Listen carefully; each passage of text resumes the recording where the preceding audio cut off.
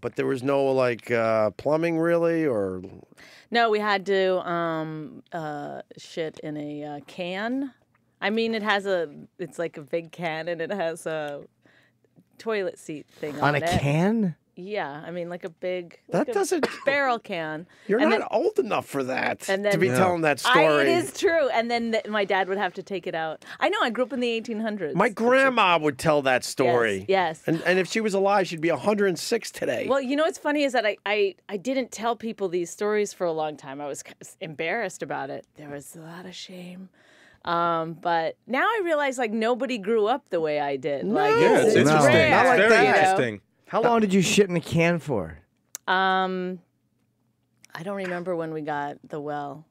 Well, yes, we're not talking to an 85-year-old woman. I know. I don't remember when we got the well. Who says a fairy tale? Right.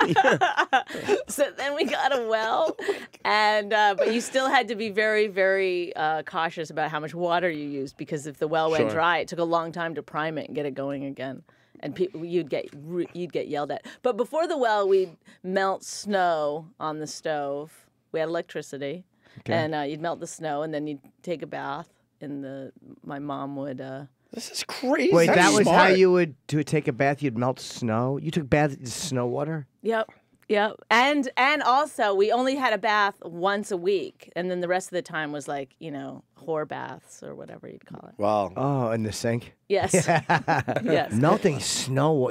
That's amazing to me. The whole thing is amazing. And then, like, who took care of the shit bucket? What'd you do in the summer? My dad would well, you'd go to the outhouse as much as possible. But, at night it was cold and it was, dark and stuff. So you would, but my dad then would take it out somewhere. I don't know where he took it.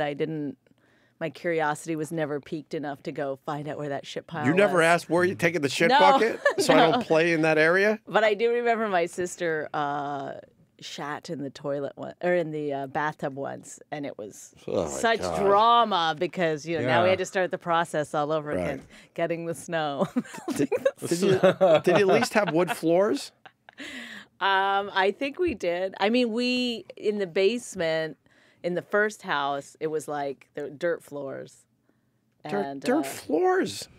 Yeah, and then we had another house where the floor, there was a piece of the floor would be pulled up, like I can't explain it. So there was a rug over it, and then you take the rug off, and there was like a little handle, and you'd pull literally like this big square part out of the floor, and then there was stairs, and you go down there, and it was That was like from the Hateful Eight. Yeah. Oh yeah, so I didn't see it, but and then we would play down there. There was like carpet over dirt, and we would play down there with our dolls and stuff. Carpet over dirt? Yes. How was that in the winter? How cold was that downstairs? Oh my God! I don't remember. I don't remember it being Actually, cold. probably it was pretty warm. If it was underground, it probably wasn't that bad.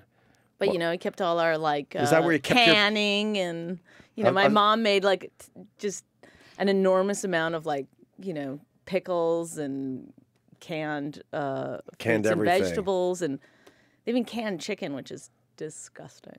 That is crazy. What an interesting life that is. I can't believe you didn't put the surgery story in there. I don't know. That shows how good this book is. You don't know? Can you tell? I don't know the surgery story. I'm sorry. When I was younger, I had to go get a lot of operations on my bladder, my kidneys, and it was during harvest season, so I had to go on a bus and go to Edmonton by myself and to get operations by myself. Tell him how old. I was 10. The first one I was 10. What the fuck? You're a father. What the fuck? Why? You know that you little look girl. back on it, it's crazy to think about. Beyond crazy. You got a little girl. I have a little girl. Fast forward, she's now 10, and you're sitting on a bus on a bus to Edmonton. How long a bus ride was that?